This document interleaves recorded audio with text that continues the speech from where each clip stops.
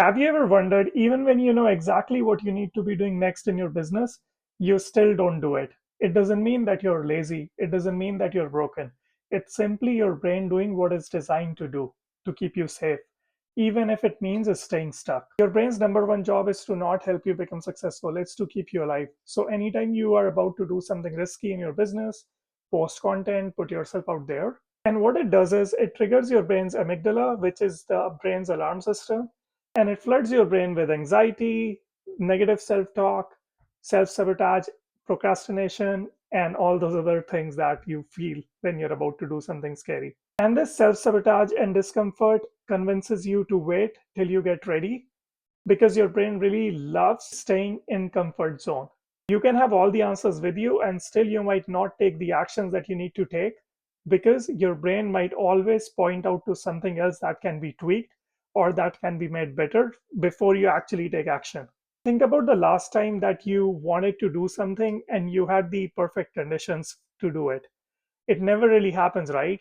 For people like us who are procrastinators, who self doubt themselves, it's really hard for us to keep that momentum going because we live so much inside our own head that it makes it harder for us to take actions because our brain always focuses our attention towards what's missing rather than what we can achieve with what we have. And this is exactly the thing that keeps us stuck.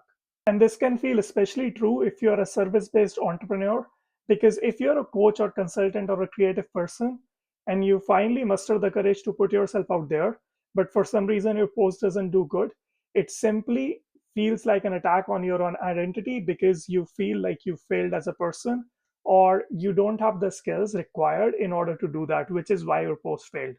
So the risk really isn't about success. It's about identity. It's not about money. It's really about your identity. And when your post fails, your brain tells you to do more research, get better at it, maybe try to learn storytelling. There's always something that your brain tells you to improve before you actually put yourself out there. And this doesn't really work because there will always be some things that can be improved. But the more you wait and do more research and get more ready, the longer it takes because your fear gets stronger the more you wait, and your brain tells you that maybe you don't really have what it takes to go to that next level.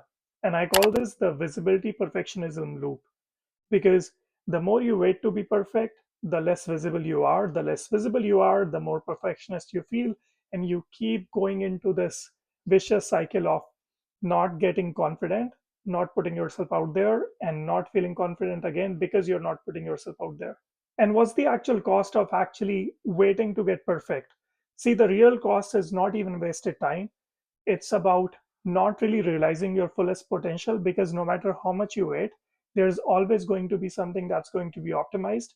And because you don't take action, you will notice all your friends, all your peers move way ahead of you and just do laps around you just because they took action. And I'm pretty sure I want you to think about one of your friends who you think is maybe not confident, who doesn't really know what he's doing, but things just come easy to him. And the life is just showering him with like all the success.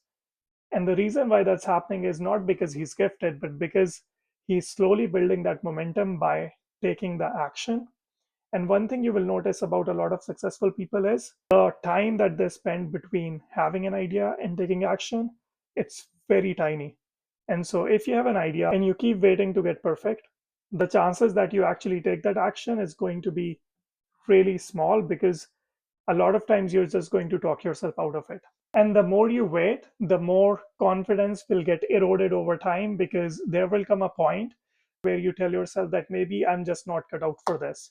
And coming from someone who could have started making YouTube videos from the day they moved to Canada to waiting at least 3 years before posting my first video, I can confidently tell you that the more I waited to feel perfect, the less confident I felt.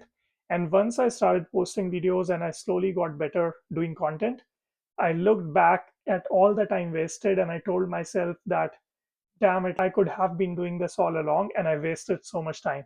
So if you are a creator or if you're a skilled person who hates their 9 to 5 and who want to put their content out there, but you're simply waiting for the right time, I can promise you that the day you start, you're going to look back at all the time you waited and you will be so hard on yourself that you could have started all along. So if you know that your brain's amygdala or the reptilian side of your brain is actually keeping you stuck and keeping you in comfort zone, how do you work against it? How do you still take action? See, there's a really easy way to do it. And you can do this by shrinking the risk. See, this is what you need to do. You need to negotiate with your brain or your amygdala, and you need to find the smallest action that you take today, not tomorrow, not the next week, but the smallest, scariest step that you can take today to get into the habit of putting yourself out there.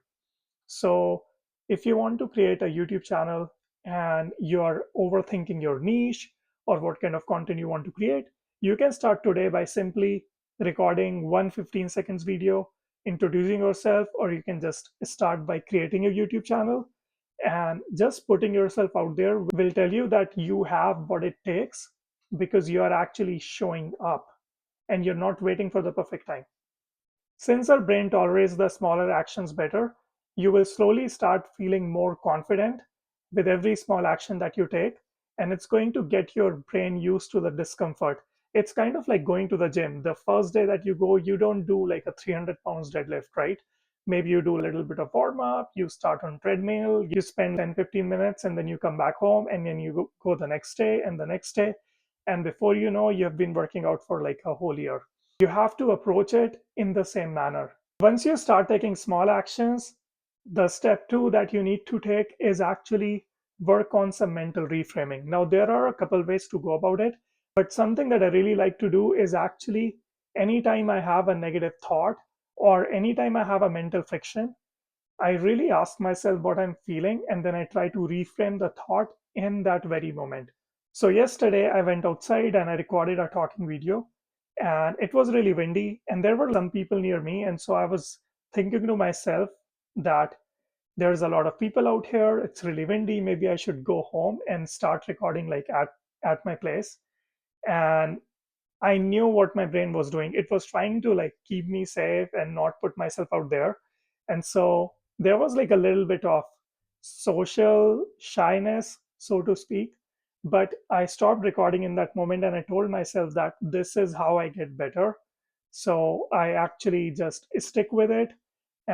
And I told myself in that moment that at this point, I have the option to either go back home and record the video from the comfort of my home or do something that's maybe a little bit scary, but it's going to make me stronger and more confident the more I do it. So a lot of time it's going to be about you mentally rewiring your thought process so that your brain actually helps you take those actions and not works against you.